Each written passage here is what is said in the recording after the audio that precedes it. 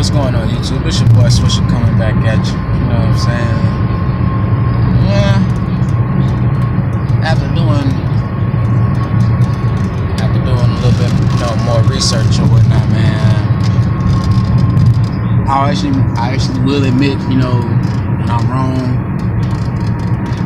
I wasn't really, high.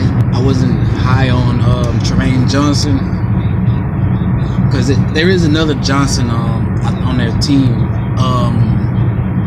I forget his first name though, but he was a smaller cornerback, and that's who I honestly thought my boy Ray was talking about. But it just dawned on me, like, he wouldn't just keep mentioning, this guy for no reason, and then like I said, when I went and go look them up, solid corner, 6'2", average athleticism, above average athleticism, but I mean, he fits the mold, man. He's a good, decent man-to-man cover. Well, I ain't gonna say decent. He's a really good man-to-man cover, you know what I'm saying, type of corner. And having that 6'2" frame, that helps. I know, when I do my videos, it kind of comes off as, I want us to get bigger players, and part of that is true, because like it or not, receivers and tight ends are 6'5" and 6'6" now. You know what I'm saying? You can't have no little 5'9" guy covering him out there. That shit ain't happening. You know what I'm saying? Smart quarterback's gonna throw it up high to where he can't to where that corner trying to make a play on the ball is virtually impossible. You know what I'm saying? You think I'm lying? Go look at every goddamn tape of when New England played us. Every time Kareem Jackson was on Rob Gronkowski, Brady he found this guy, said, oh, little guy versus big guy. Let me throw it up. And guess what? Gronk bullied Kareem a lot. You know what I'm saying? So for all you naysayers out there that's saying getting bigger players doesn't help or it can be a detriment to the team, you're fucking smoking, dude. You know what I'm saying? I just gave you a clear indication and a clear example as to why, you need bigger players on both sides of the ball, Now, I'm not gonna get into, two other individuals that I really like I would like to have on this team, but as far as, the Tremaine Johnson, believe it or not, signs for Alameda Genoa Road, South Shaver Road. Hold up, and matter of fact, before I get on that, everybody that was sitting here saying that I was tripping because I fucking predicted that around, this year we would have around 50 mil in cap space. I was saying it in a bunch of people's comment section, and I also did a video on it. And look where we are right now. We damn near have almost 50 mil in cap space. Now, if you knock off Cushion, that's probably that's another 9 mil. If you let go of Kareem Jackson, that's another 9 mil. Oh, guess what? If you let go of Jonathan Joseph, that's another 8.5 mil. That's damn near $30 million worth. You know what I'm saying? Not 30. It's like that's damn near 25 to 24 million dollars. You know what I'm saying? Invested in 3 players. Now, granted, those players at their respective times were worth those contracts, but at the end of the day, they've outlived those contracts now. So you got to do what's best for the team. The team.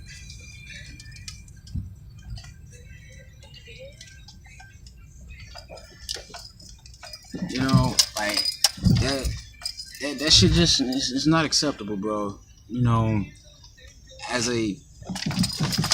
When it comes down, like when you're building a team, you gotta build it right. You can't half-ass when you build a team, because, and I as a Texans fan, this bothers me to say this, but the Texans are a clear example of what happens when you half-ass build a team.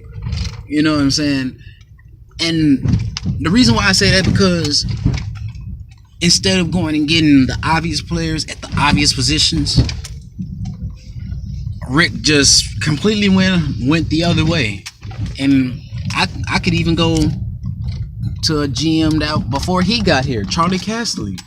Like, I'm sorry. Yes, Mario ended up having a better career out of all three of them, but I'm sorry.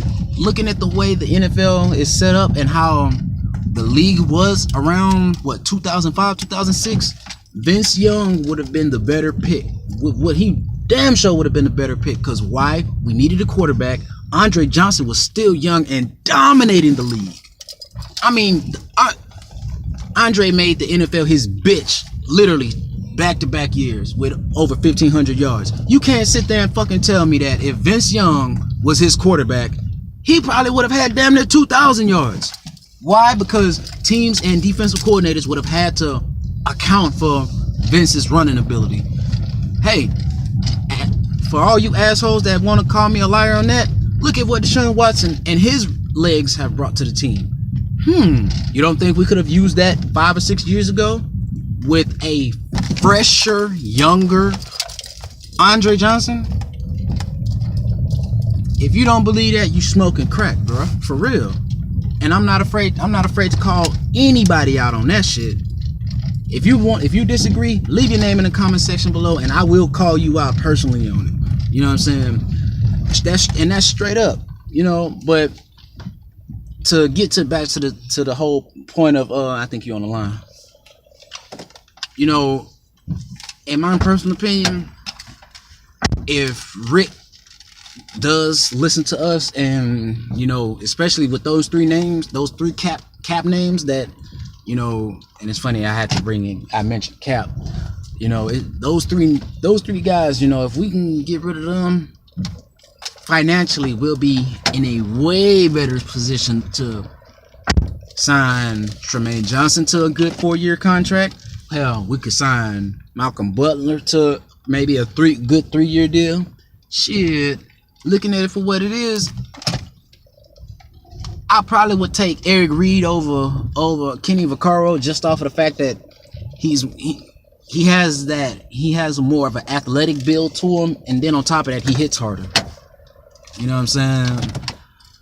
Now, Kenny, on the other hand, he hits hard, not as hard as Reed, but when it comes down to playing zone coverage, Vaccaro is just a little better. You know what I'm saying? So, you know, it's up and down, tit for tat for, you know, who would be signed there, because I agree with Ray on this.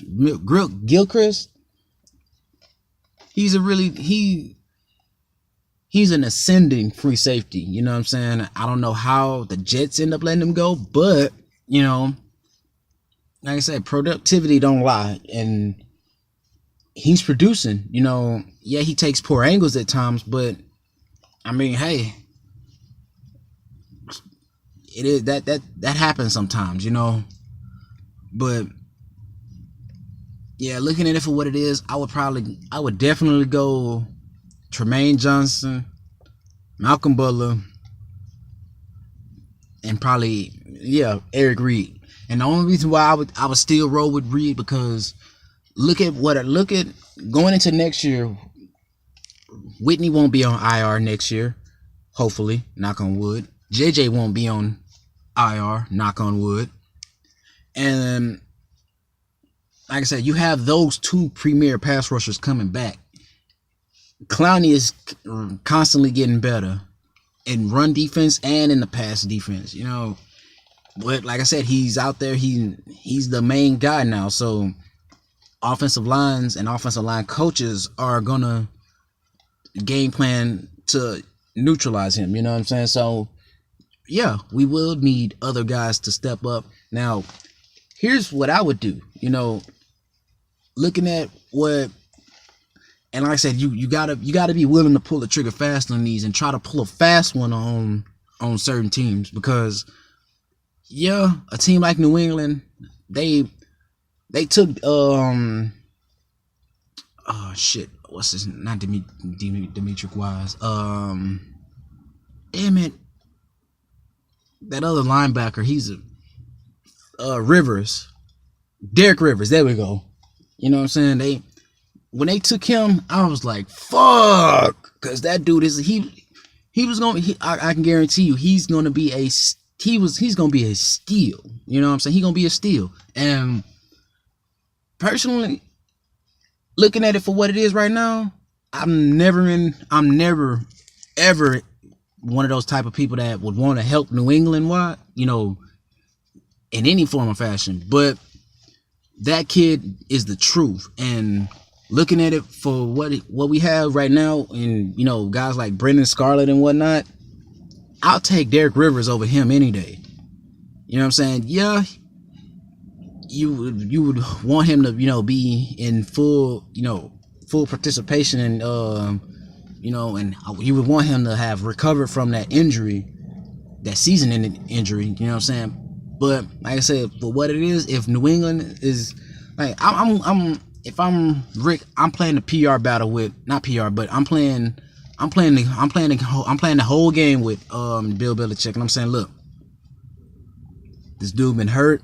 Yeah, he's young. This will be his second year, but I'm pretty sure you can find, you know, another guy just like him in the 3rd round or in the 4th round. Because if I'm being honest, like I said, shit, looking at it for what it is, this is the NFL. This is not Pop Warner football. This is not high school or college. You have to, in the NFL, you have to stay ahead of the curve. I don't know how many times I have to reiterate that. I don't know how many times I have to do videos about this. You know what I'm saying? You have to stay ahead of the curve. And it's not my fault that I have a mindset of doing that. You know what I'm saying? A lot of people that watch my videos, I'm going to call it for what it is. A lot of you guys don't have that. You're thinking you think y'all thought process only goes as far as this year and next year. And that's not how you run an NFL team. I'm sorry, but at the end of the day, that's not how you run an NFL team. You have to have a plan. You have to, how do I put it? You can't just, like I said, you can't think for just this year and next year, because a lot of you guys are just going, oh, well, we'll be all right once Watson get here. Once Watson come back next year. But let me ask you something. What are you going to do until then? What are you going to do until then? You know what I'm saying? And if you're looking at, like I said, looking at it for the big picture, like I said, all the moves that I've said that I would make, you know, signing Tremaine Johnson, Malcolm Butler, Eric Reed, boom, secondary is shored up. Now, Rick, this is where Rick would earn a lot of bonus points, and he would look smart as fuck trading for Derek Rivers. I'm sorry, but how do I put it? What is a good player that he reminds me basically of? He reminds me of Dwight Freeney without, you know, when it come down to it, he's like a mixture, if you ask me. He has that raw speed of Dwight Freeney, but when you ask him to bull rush, he's very similar to Whitney Merciless. He's just faster, you know what I'm saying? And that's when he was coming out, you know, that's who when I was doing my notes, NFL comp Whitney Merciless / Dwight Freeney. Now, yeah, one guy's a Super Bowl champ and the other isn't. But when you look at their respective careers, shit, last time I checked, Dwight Freeney was never a slouch when it came down to pass rushing. And last time I checked, Whitney it took for Bill O'Brien and his staff to get here to, you know, turn the light switch on for him. But I mean, at the end of the day, you know, you just want to be glad that the light switch came on. You know, it doesn't matter when it happened, just as long as it did happen. You know, but I'm gonna do another video a little later. You know what I'm saying? I need to go give me some good old. You know what I'm saying? I need to feel good because I'm not feeling good right now. But like as usual, smash the fuck out that like button. And like I said, if y'all disagree about what I'm talking about, leave your comments in the comment section below, and I will, trust me, I will address it. Trust me. As per usual, holla at your boy, and as always, go Texans.